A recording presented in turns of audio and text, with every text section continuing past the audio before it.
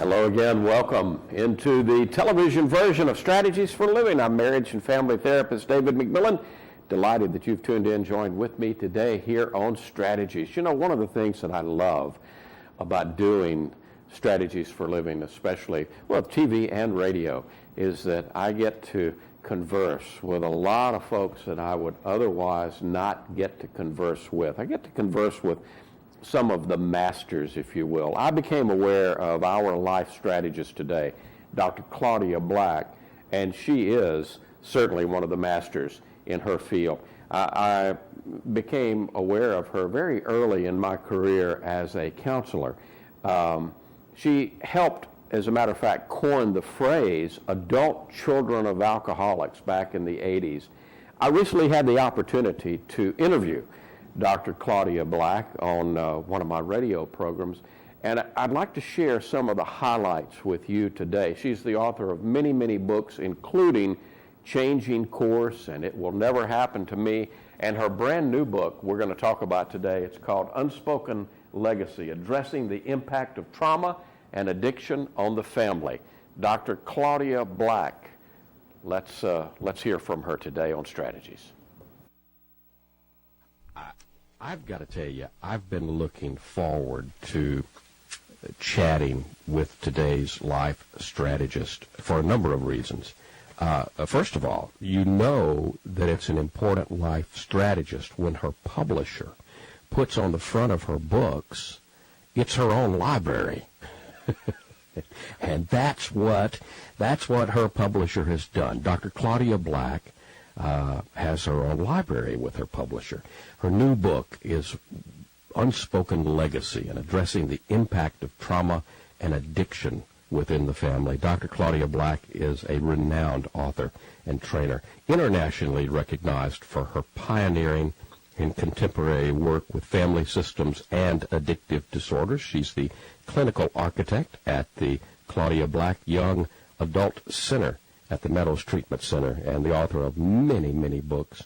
I had the pleasure of attending a seminar, Dr. Claudia Black, when you came to Shreveport, Louisiana, back some, I guess, 20 years ago or so. And I still use your material. Can you believe that?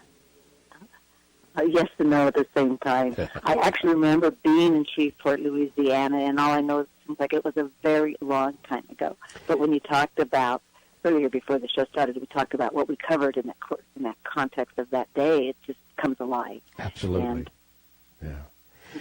So much of the work over the years is really ageless. I mean, when it comes to living in wellness and living in health, things really don't get dated. I think sometimes the language changes over time, and I think we learn healthier ways over time, but the potential for healing has been there for a very long period of time, and it continues, unfortunately, to be a mystery for so many people.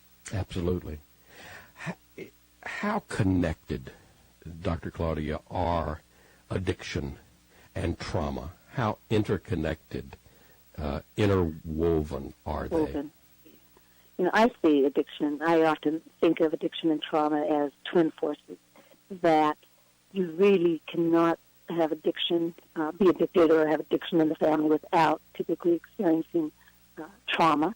And we can talk about the kinds of trauma that occur, but you certainly can have trauma without the addictive aspect to it. But unfortunately, trauma is one of the biggest contributors to people becoming addicted, and then it manifests itself through the family, and then you see it manifest itself from generation to generation.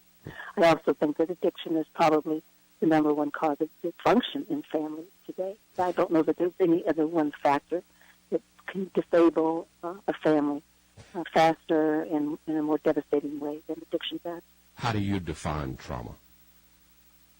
Well, I think of trauma, trauma is actually a Greek word, but it, means wound, it means defeat, but today we see it because we have the neuroscience available to us, that it's really the body's response and the brain's response to a very painful experience that overwhelms somebody's ability to cope. And what can be traumatic for one person is not necessarily traumatic for another. Yeah, you talk about big T and little t trauma. But when people think of trauma, they most often think of an acute situation.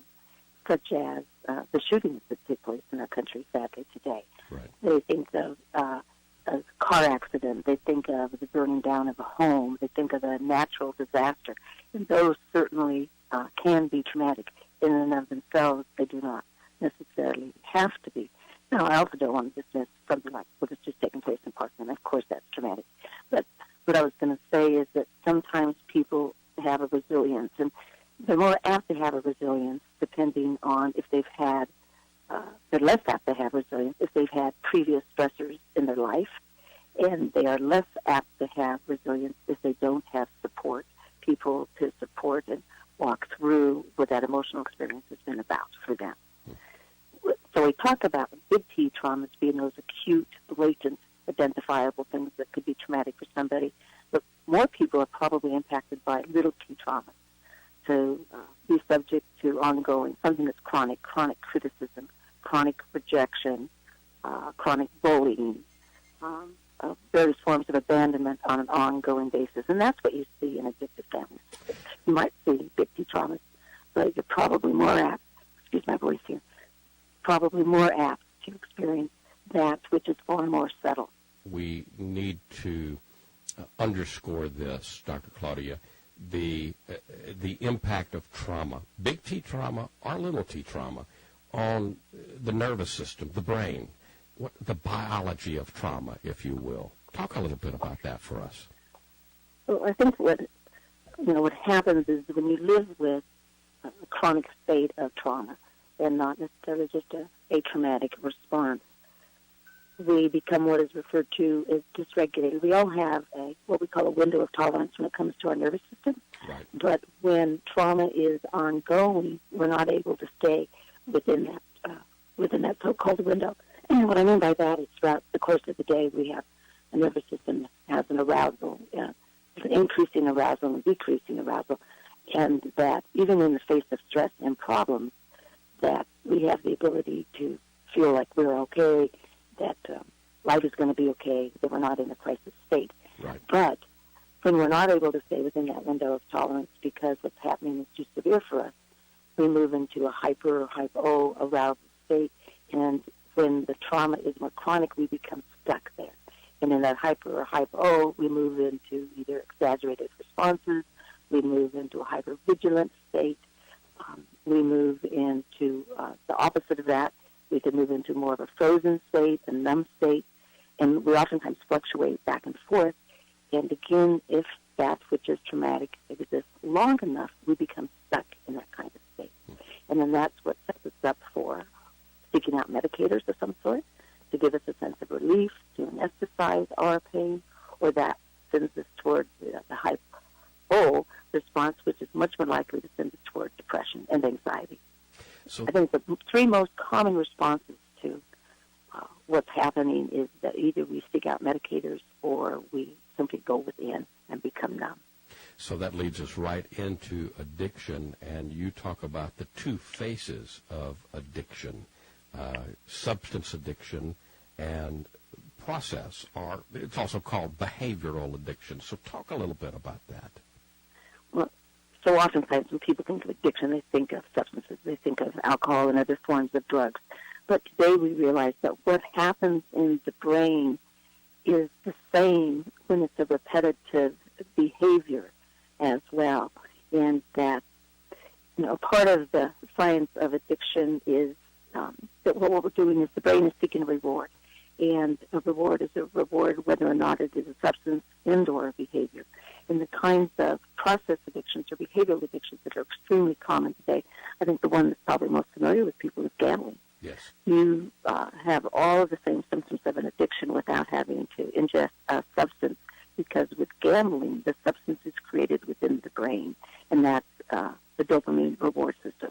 Let me ask here another, if this fits into the category, because you see so many young people who are into self-harm, like cutting, and it's not a suicidal gesture. Does that come into the play as an addiction also? Cutting itself does not. Cutting is often a response to trauma. Cutting is often a manifestation of trauma, but people don't people can cut repetitively, but we don't usually see it in an addictive manner. I see a lot of cutting. I see a lot of cutting with eating disorders. Yes. That's probably the addictive behavior that you're going to see most cutting with. But you see cutting probably as a more direct response to a trauma and the numbing out. And what people so often say is that they want to feel, and they have to go to such an extreme way in which to feel.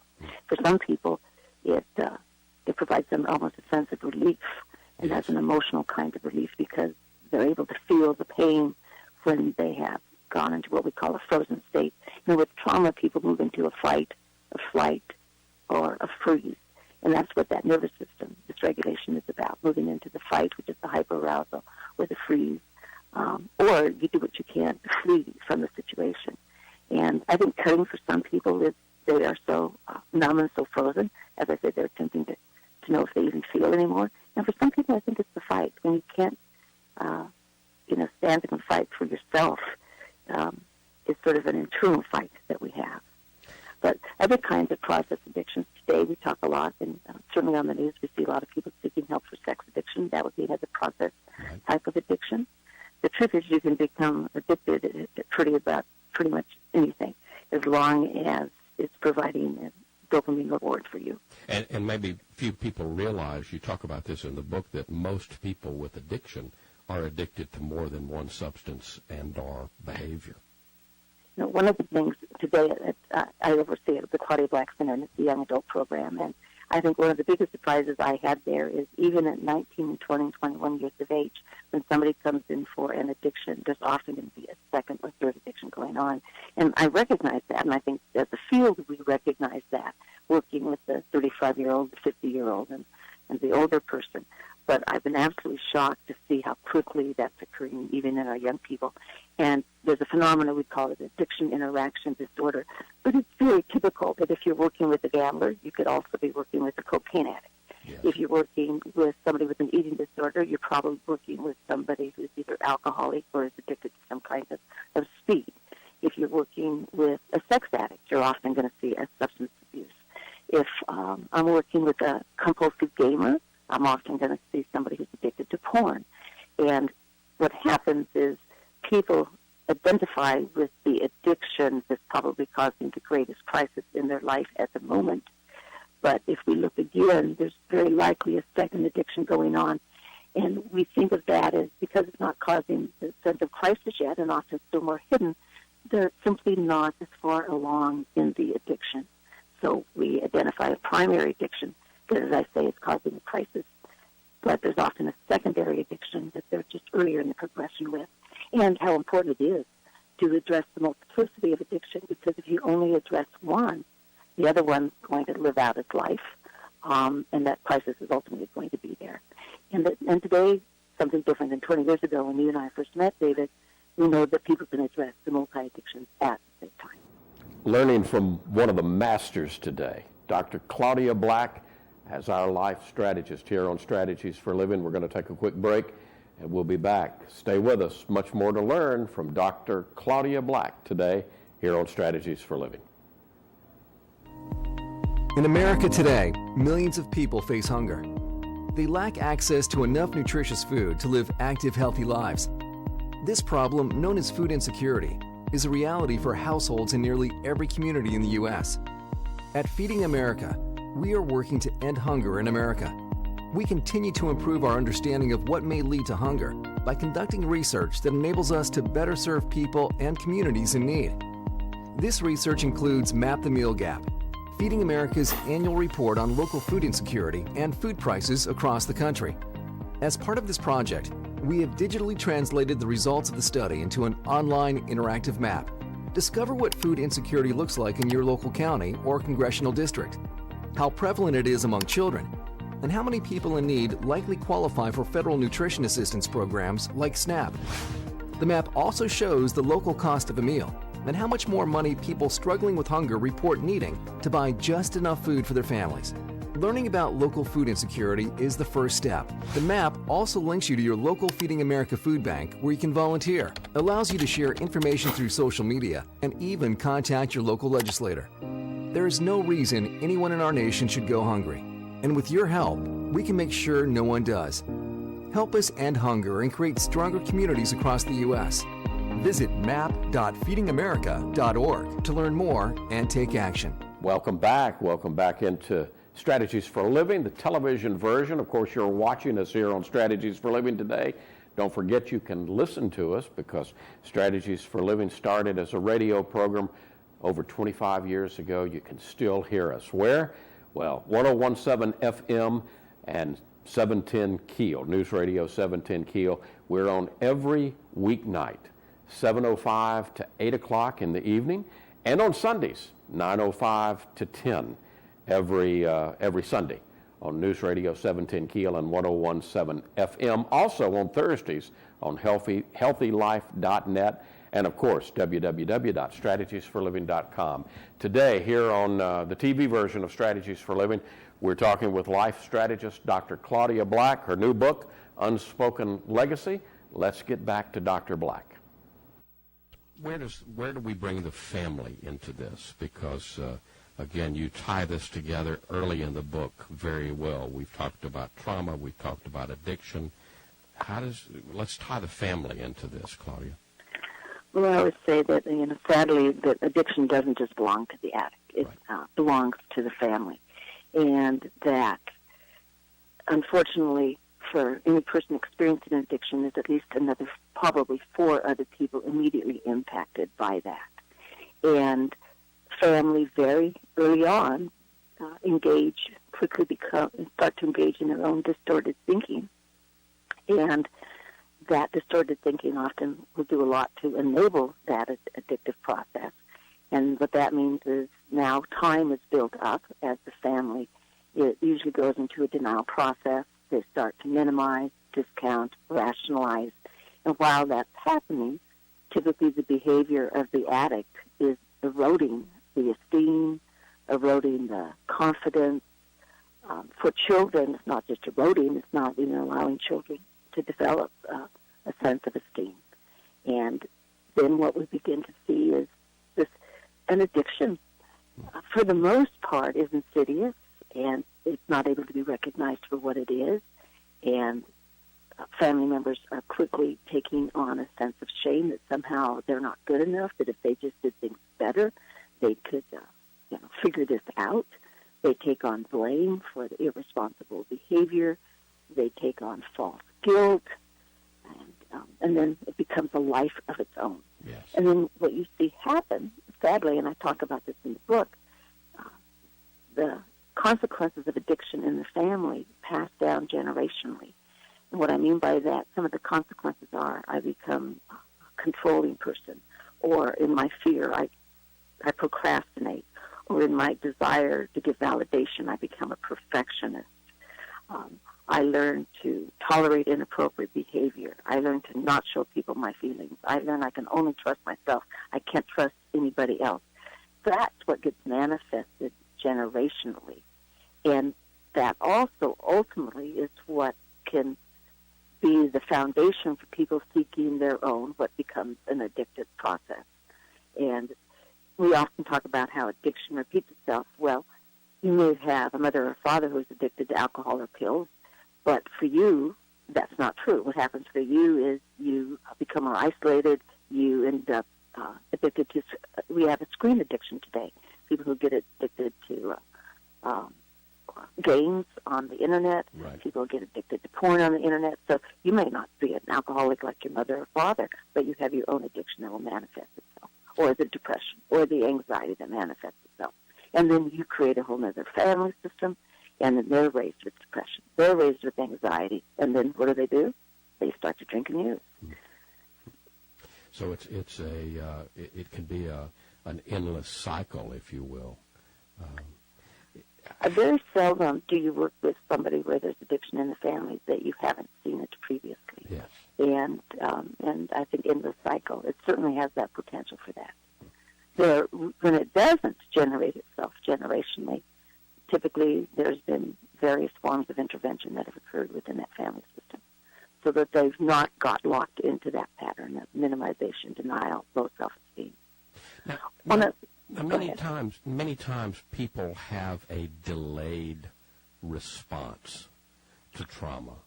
The trauma will take place, let's say, in childhood, but maybe it won't be triggered until early adulthood or after the response to it. How common is that? It's extremely common. David, you were around when I did so much of my early work around adult children from alcoholic family systems. And we were actually, myself and others, were talking about that delayed response then. What I would talk about was that so oftentimes growing up with addiction, you have an ability to look good to the outside world. That's when you get your family placaters, your family heroes, your responsible children. And what you see so often in children who are growing up in this family is the strength of their survivorship. And as I say, they manifest to the world that in spite of what's going on, they appear to be coping. And so oftentimes we pat them on the back for that ability to cope, that ability to so-called survive. And they take pride in that. They show up to school. They do okay. Some of them do great in school. Right. They go to their friend's house and they know how to talk to adults. And so we can so readily see their strengths that what we don't take a look at is what it is they're not learning. We don't take a look at their belief system that ultimately they're internalizing. And they're literally putting one foot in front of the other in a form of survivorship. And it's often their mid-20s to their late 20s, early 30s before you're going to see the more negative consequences. Right. And that negative consequence may show itself that now they're finding their own medicators, or you see a lot of victim-type behavior. I see a lot of accomplished professional women that go home to battering husbands. That is the consequence of the kind of thing that I'm talking about, Right. because what they've learned is a lot of victim thinking, a lot of learned helplessness, and at the same time they know how to be goal-oriented. They are self-disciplined, so they can accomplish in certain areas of their life. But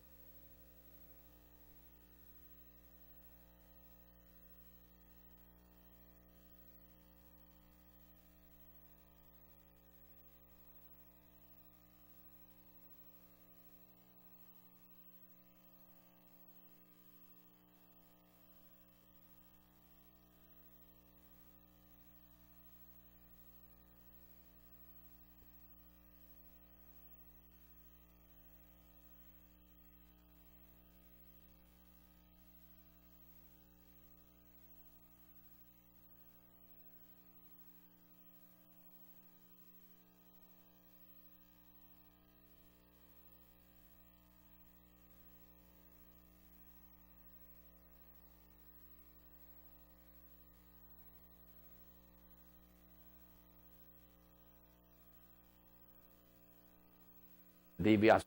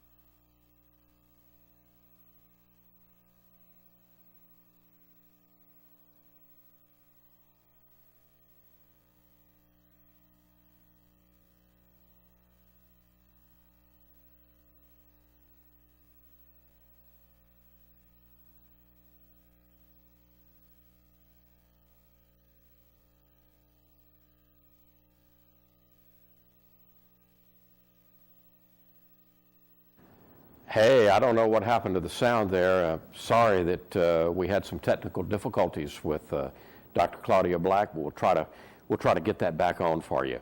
In the meantime, what can you do? You can check out Dr. Claudia Black yourself. Her brand new book is called Unspoken Legacy. It's addressing the impact of trauma and addiction on the family. Her seminal works are It Will Never Happen to Me and Changing Course. So those are some books by Claudia Black that you can continue the conversation with her. And certainly if you've ever had any kind of trauma or addiction in your family or to yourself, Dr. Claudia Black is a tremendous life strategist to know. So check out Dr. Claudia Black. Also check out the radio program, News Radio 710 Keel, 1017 FM, Monday through Friday, 7:05 to 8, and on Sundays, 9:05 to 10. Until next time, I'm marriage and family therapist David McMillan. See you next time here on Strategies for Living.